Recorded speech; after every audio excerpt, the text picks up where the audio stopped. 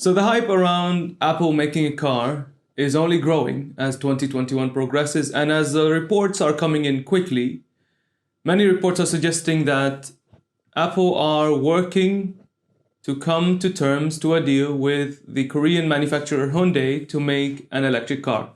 Earlier reports suggested that Apple either might be making a car or making some technology that would make them partner with other car manufacturers to introduce that that Apple bundle into their cars.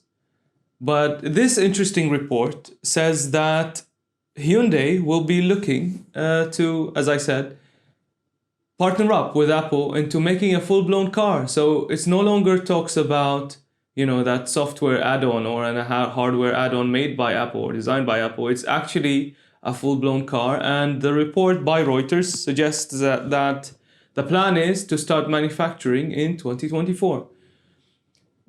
Hyundai have actually confirmed that they are having talks with Apple. So that's one thing. And another thing is they have said that they're working with multiple companies. And Apple themselves are reportedly also talking to other car manufacturers, not just Hyundai, when it comes to potentially making a car.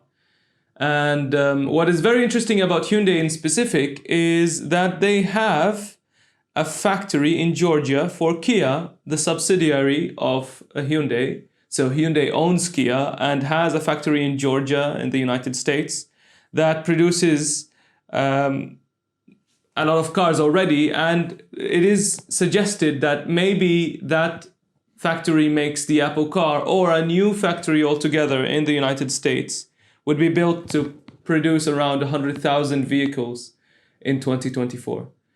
I guess Apple are actually making a car, and as the time goes by, we'll know what about the time frame and what about the availability and what about the technology that Apple are hoping to predict to make. One rumor suggests that Apple are looking forward to develop some kind of feature where the car charges itself, so it would drive itself and line itself up with magnets to charge itself. So that's going to be interesting, but it's really pointing towards that in 2021 Apple are really seriously taking on making a full-blown car. It is interesting to see whether they take the approach where they design it and then offload the manufacturer of the car to another site, like they do with their iPhones. But the difference is, with their iPhones, it's way easier to move around iPhones through the globe than to move a car, because when you manufacture a car, shipping costs are way higher, and the lead times and the mass production of a car is way different. And of course, there are so many restrictions with safety and left driving and right driving and features that are available in different areas. So it's remained to be seen, but it seems like Apple are really making a full-blown car. The Samsung Galaxy Fold is in the news, and for a strange reason. According to this article by Tom's Guide, the Galaxy Fold and Galaxy Fold Z Flip are reportedly breaking in the code. So the Galaxy lineup is manufactured by Samsung, and Samsung is a Korean company. And this report comes out of Korea, where the winters are very cold, and it reached a minus 18 degrees Celsius. This is, I don't know if I call it concerning. It's really interesting that as the days go by and we really get to play with these devices, we find more and more weaknesses compared to traditional phones. And you wouldn't expect a phone would break because it's cold. But this article suggests that, yeah, it broke, but you're using it in extreme weather conditions. It says that in the box, it says you are only supposed to use it between 0 and 35 degrees, and you're only supposed to store it in negative 10 to 50. And this obviously is outside that range. But I don't think I've ever seen a phone break because it's too cold. And of course, this problem won't affect everyone, but it will definitely be in the back of my mind and many minds of potential customers, I'm sure, that if I buy these devices, they might all of a sudden break down on me because of where I live, or some weird situation where this flexible screen is making the phone worse.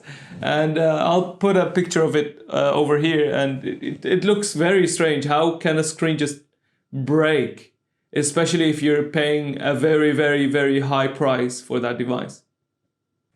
Another Apple story is they are planning to release new AirPods. AirPods have been my favorite Apple accessory for my iPhone for a long time now. I really liked the AirPods.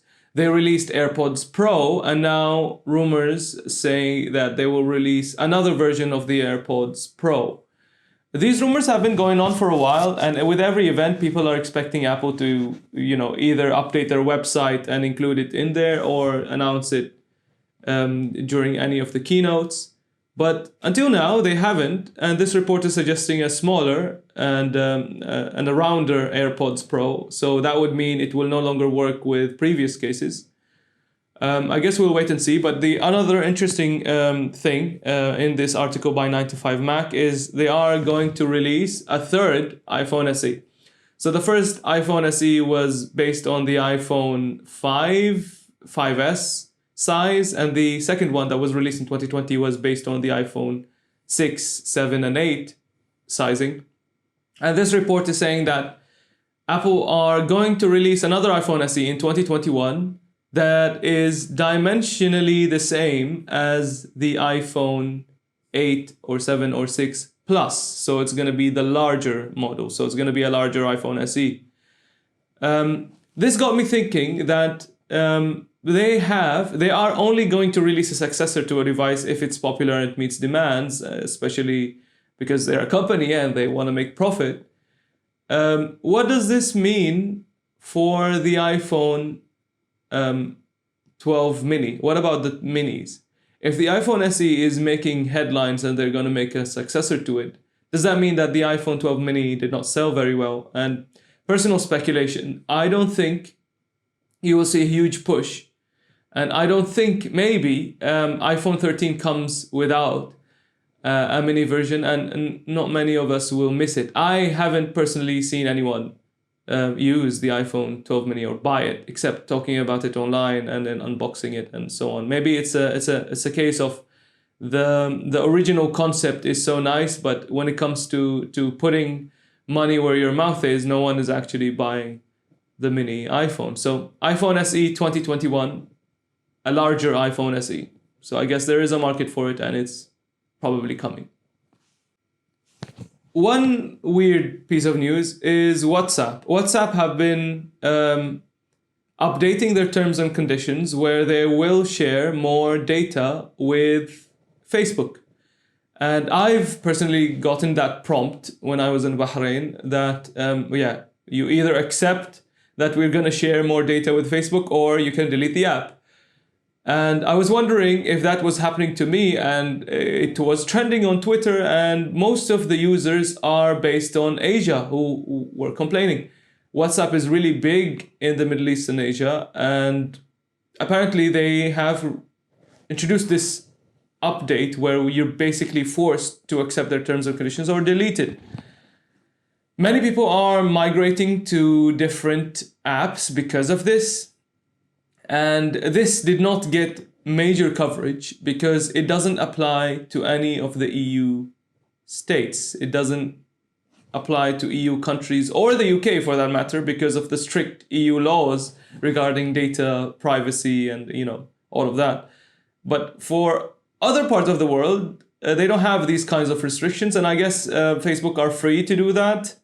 And this means that they will share data like location, like activity times, for them to know when to advertise for you. So that's basically, Facebook is an advertisement-driven company, and this is how they want to know when to advertise for you, what you want to know. And according to them, end-to-end encryption stays, so they don't know what you're saying, but they know when you're saying it, how you're saying it, how often, how much data you're using, and so on. And they can use that data in their algorithms to know when and what to advertise to you, especially your age, your phone number, your name, I don't know. I don't know. Honestly, for me, the only reason I use WhatsApp is because everyone is on WhatsApp. So if all of a sudden we move everyone to something else, I'll use that something else. It's people are pointing towards, yeah, you use Telegram instead. But if I use Telegram and no one is using Telegram, what's the point? I don't have any attachment to WhatsApp. But what is the alternative? And speaking of which, there's this article caught my attention by 95 Mac again. It says now is the right time for Apple to bring iMessage to Android and Windows. iMessage is the primary default way you can send messages between Apple devices, between Macs, iPads, iPod Touches, I guess, and iPhones.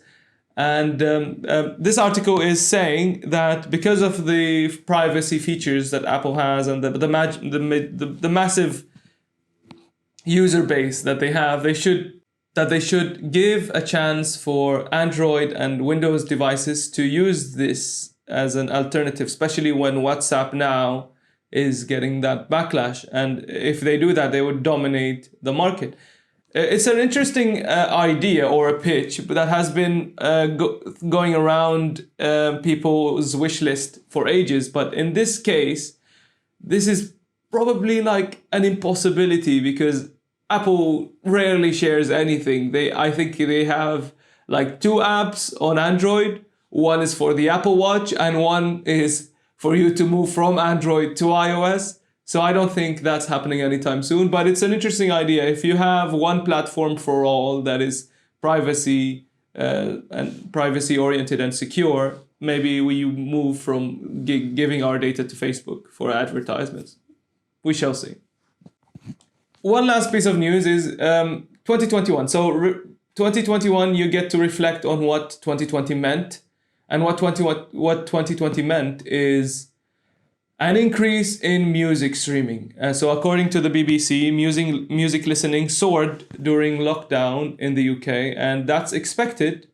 And I guess it became a thing everywhere. So Zoom has risen to popularity. I guess Spotify and the music streaming services like Apple Music, Amazon Music, YouTube Music, they all soared in popularity. And I'm guessing as well, video sharing websites like YouTube and even apps like Netflix has also risen in popularity because we're all stuck at home, and that's the only thing we can do to entertain ourselves.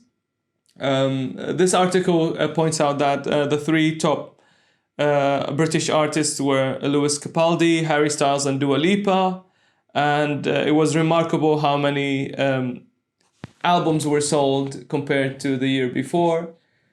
I don't know if this is gonna stay. I mean, music is definitely something essential, so it's not going away anytime soon. With 2021 coming and the health developments are looking more and more like maybe we return back to normal sometime soon. So will this behavior continue? Will we depend on the digital platforms more because we saw how effective they are, or will we slowly dial back and become more social human beings and get out of the house more? And in any case, I hope you are staying safe. Stuff will go back to normal hopefully very soon, and I hope you enjoy the rest of the week. Stay sane, everyone.